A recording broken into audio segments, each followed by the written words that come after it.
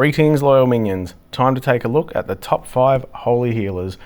Welcome back to the SciShow, the number 1 ranked YouTube channel for Axel Rose. That's right, Axel, if you're watching this one, I appreciate you and would love to have you on the channel, mate.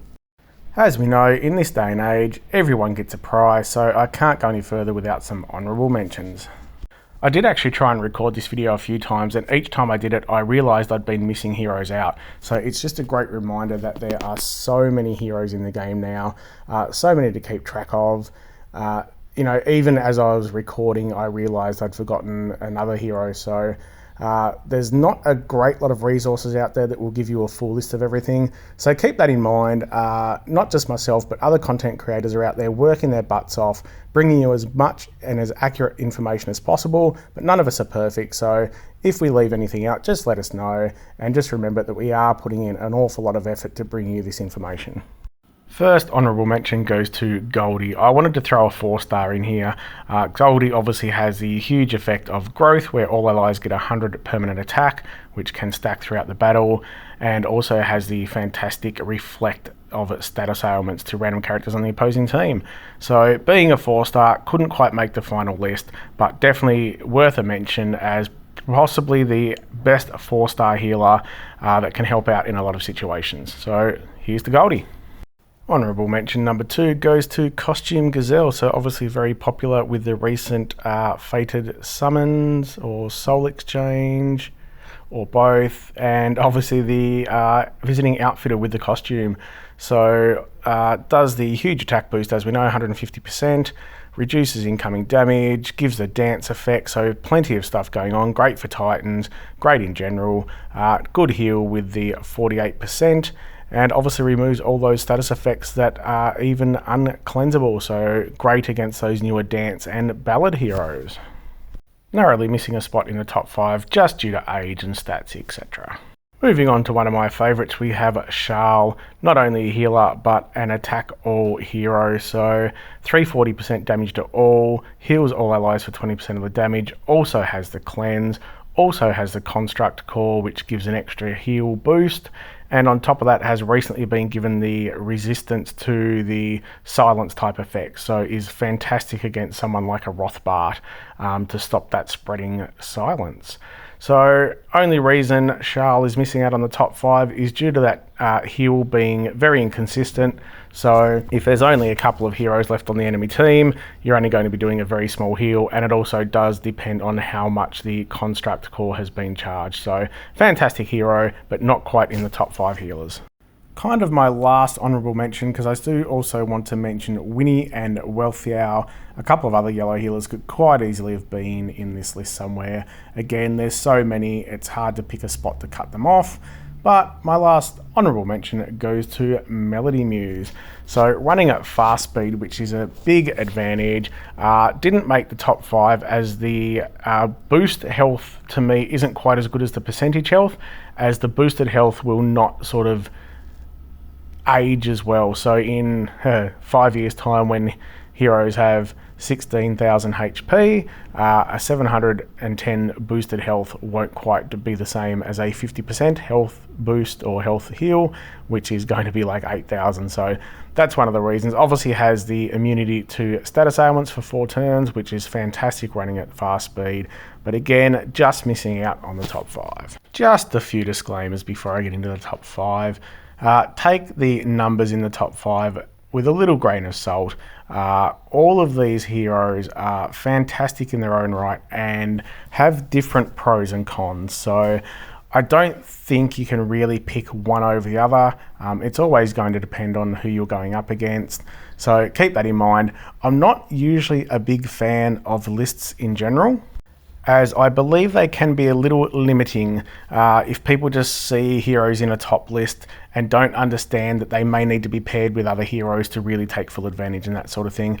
Having said that, a lot of people have reached out and have asked for different lists, as they find it a very quick and easy way to say, yep, I've got that hero, I need to level it. So keep all that in mind and enjoy the top 5. Speaking of enjoyment, if you're enjoying this video, please gently caress that subscribe button. Let's get this thing. I'd love to have it up to 1,000 by Christmas. It would be a fantastic Christmas present. It means I can afford to buy my cat a little toy, so she will love it. I know she pretends like she doesn't like me. She looks like she's been up to some mischief at the moment. She has that look in her eye, so hopefully she hasn't been too nasty during this video. But yeah, let's get this into 1,000. If you're in any sort of Secret Santa or have family members to buy for, give them a subscription to my channel. Just wrap it up, write it on a piece of paper. Nice, easy present for you. They're going to hate it. They're never going to ask you for presents again, so it's an absolute win-win. And remember, I really do appreciate the support. Drop me a comment if you like this sort of video, if you'd like to see more. Let me know what sort of list you want to see, and I will stop rambling now and get on to the top 5. Coming in at number 5, we have Costume Cleopatra. What's a good healer supposed to do? Heal. Costume Cleo has a humongous 60% heal. We can also see on the left there with the passives, we have a 60% chance to perform the following actions, which is boosting the health of all allies by an additional 10%, and also cleansing the latest cleansable status ailment. And beneath that, once we get the costume, it actually unlocks the guaranteed effect on special skill. So instead of a 60% chance, you've got a 100% chance. So on top of that 60% heal, which, some of the heroes are up to 4,000 HP now, so you're looking at, 2,200-ish type heal, absolutely humongous. You're also then giving a 10% boost, so that could be as high as, another 300 to 400 boosted health on top. She's giving herself health recovery on a buff. We can see in the middle here, her special skill also gives the immunity to new status ailments for 3 turns, giving her a buff, which then also gives her 5% health. And on top of that, you're also getting 360 health for each attempted ailment. So just absolute huge healing all around. Makes herself very strong with all the additions to her own health boost.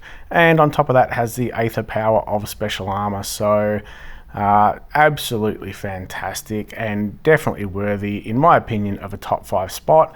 Coming in at number 5 purely due to a little bit of aging, overall power and stats, but still absolutely amazing. Jumping in at number 4, we have Vivica. More specifically, Toon Vivica. This may get me a little bit of hate not being higher, but due to the slow speed, I've thrown in at number 4.